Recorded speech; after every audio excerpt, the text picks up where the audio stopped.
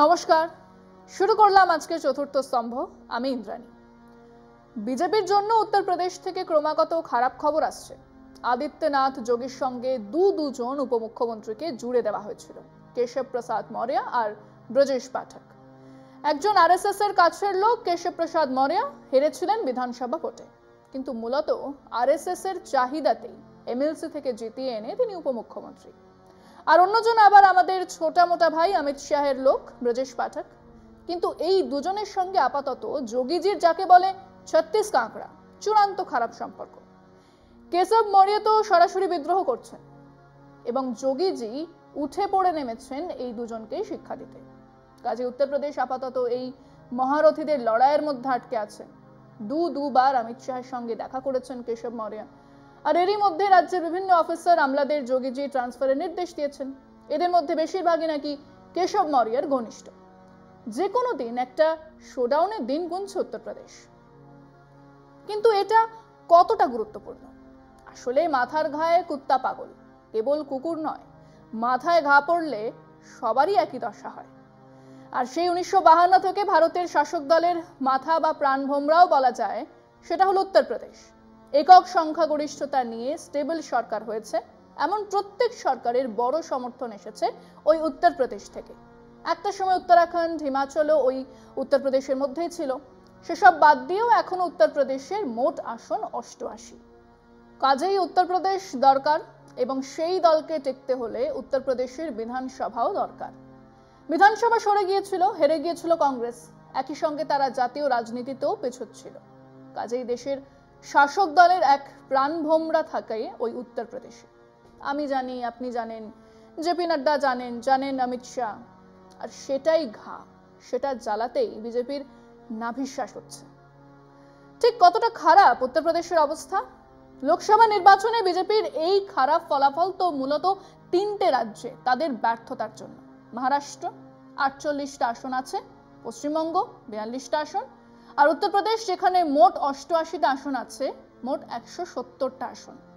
বাংলায় টার্গেট ছিল কম করে 25 থেকে 28, এসেছে 12টা। মহারাষ্ট্রে বিজেপির 14টা আসন কমেছে, পেয়েছে 9টা। আর উত্তরপ্রদেশে 62 থেকে কমে 33। ইন্ডিয়া অ্যালায়েন্স 43 আর এনডিএ 37। এটাকে যদি বিধানসভার আসন ভিত্তিক হিসেবে দেখা যায়, তাহলে 224টা আসন পেয়েছে ইন্ডিয়া জোট, ইন্ডিয়া 174টা, আর 5টা আসনে ওই চন্দ্রশেখর আজাদের দল, যারা কোনোদিনও বিজেপির সঙ্গে যাবে না। তো এবারে একটা যুক্তি আসতেই পারে যে বিধানসভার রেজাল্ট কি একই রকম হবে? না, হবে না, এর থেকে অনেক খারাপ হবে। আসছি সে কথা একটা বিরতির পর, সঙ্গে থাকুন। মোদিজির ভোট মানে দেশের সরকার গড়ার জন্য ভোট চাইলে, মোদিজির প্রধানমন্ত্রীত্বের জন্য ভোট চাইলে 6 আর 10% পর্যন্ত বেশি ভোট পড়ে। মানে এই ভোট ছিল মোদি যোগীর ভোট। সেখানেই যদি 174 হয়, তাহলে রাজ্য বিধানসভা নির্বাচনে 140 পার করা অসম্ভব। আর বিধানসভা হেরে গেলে তারপরে লোকসভাতে দিল্লি দুরস্ত। এটাই হলো সেই মাথার ঘা, যার জ্বালায় ছটপট করছে বিজেপি। এবং এটা হঠাৎ হয়েছে তাও নয়। ধরুন 2017 বিধানসভা 312টা আসনে জিতেছিল বিজেপি একাই। 2022-এ 67টা আসন কমে 255টা আসনে জিতেছিল, শরিক আপনা দল ইত্যাদিদের নিয়ে 273। সমাজবাদী দল 2017-তে মাত্র 47টা আসন, 2022-এ 64টা বেড়ে 111টা আসনে। এবারে সেই বৃদ্ধি আরো এগিয়েছে, এবং এর উপরে যোগ হয়েছে দলের ভেতরে বিরাট গোলযোগ। 2022-এ সিরাথু থেকে দাঁড়িয়েছিলেন কেশব প্রসাদ মৌর্য। তিনি 2017-তেই মুখ্যমন্ত্রী পদের হকদার ছিলেন, হয়েছেন আদিত্যনাথ যোগী। আর 2022-এ তিনি হেরে গেলেন আপনা দল কামেরাবাদী ডক্টর পল্লবী প্যাটেলের কাছে। এই দলে আদত আপনা দলের থেকে বেরিয়ে তৈরি হয়েছে। জোট আছে সমাজবাদী দলের, এখন ইন্ডিয়া অ্যালায়েন্সের সদস্য। এই হার যে আসলে যোগীজির কারসাজি, সেটাই মনে করেছেন।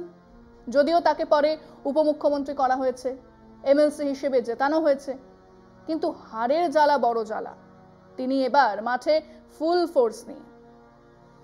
আমাদের বাংলার চুলচেরা বিশ্লেষণে লাইভ স্ট্রিমিং হয়েছে, সাংবাদিকরা উপস্থিত ছিল।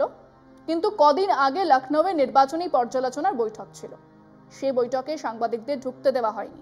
এই কেশব মৌর্য সেখানে বলেছেন, संगठन सरकार से बड़ा है, कार्यकर्ताओं का दर्द मेरा दर्द है, संगठन से बड़ा कोई नहीं, कार्यकर्ता ही गौरव है।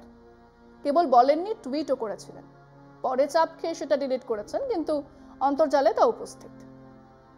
এদিকেই কেশব প্রসাদ মৌর্য ওবিসি, উত্তরপ্রদেশের 50% বেশি ওবিসি।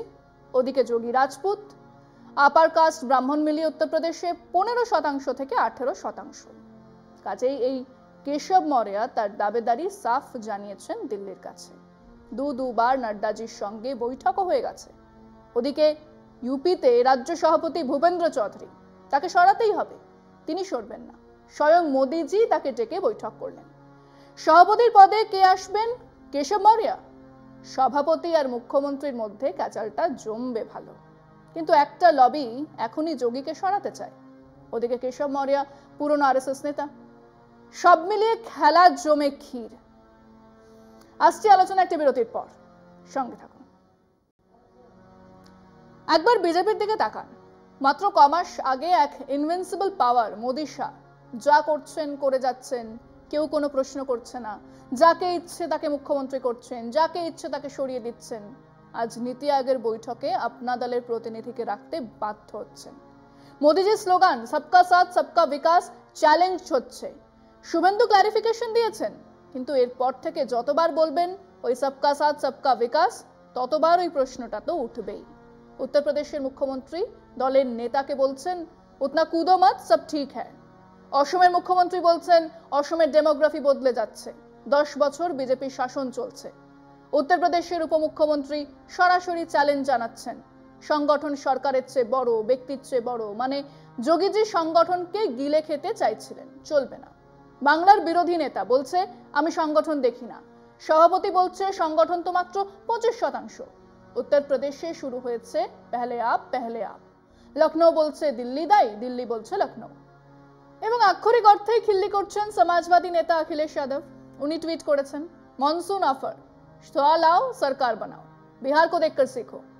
মানে মৌর্য বাবু 100 জন এমএলএ নিয়ে আলাদা হন, আমরা সমর্থন দিয়ে দেব। ওদিকে বিজেপি রাজ্যের নেতারা দৌড়চ্ছেন দিল্লি। নাড্ডা শাহ আপাতত সেটা সামলে দিতে ব্যস্ত। জগৎ প্রসাদ নাড্ডার জায়গায় কে? দুন্দুমার চলছে। আর সেই সঙ্গে এই বঙ্গে ক্যাচাল। মহারাষ্ট্রে অজিত পাওয়ার জোট থাকলে নাকি বিরাট হার নিশ্চিত। ওধারে অজিত পাওয়ার 70 থেকে 80টা আসন দাবি করেছে। বিজেপি এনসিপি অজিত গোষ্ঠীকে ঝেড়ে ফেলতে চায়। দিল্লি এখনো সিগন্যাল দেয়নি, তারা অঙ্ক কষছে। বিহারে সম্রাট চৌধুরী মাথার পাগড়ি খুলেছেন বটে, কিন্তু নীতিশ কুমারের বিরুদ্ধে বিহার বিজেপির ক্ষোভ তুঙ্গে। রাজস্থানে কিরোড়ি লাল মিনা পদত্যাগ করে তার ক্ষোভ জানিয়ে দিয়েছেন। রাজমাতা তার ঘুঁটি চালছেন। সব মিলিয়ে বিভিন্ন রাজ্য থেকে বড্ড খারাপ খবর আসছে। হয় ধস নামার আগে এরকমই হয়। আজ এখানেই শেষ করছি। শুভরাত্রি।